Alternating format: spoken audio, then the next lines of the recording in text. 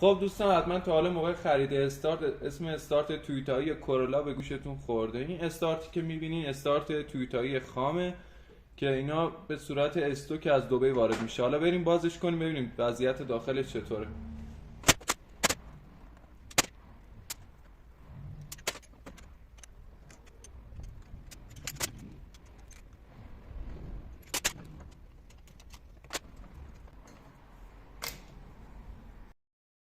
دوستان همینطور که میبینین واقعا پودر زغال هیچی داخل این دری استارتش نیست و بالشتکات همه در حد نوع، بالشتک، آرمیچر، همه چی در حد نوعه.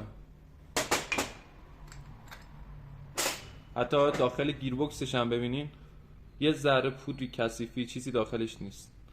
بزن اتوماتش هم باز کنم.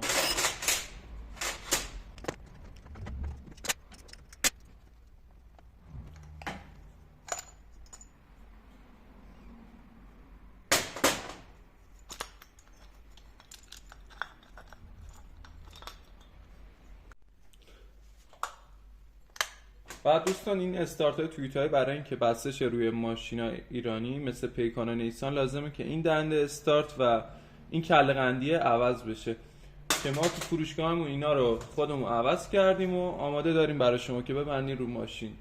برای استعلام قیمت هم تو دایرکت میتونید پیام بدین.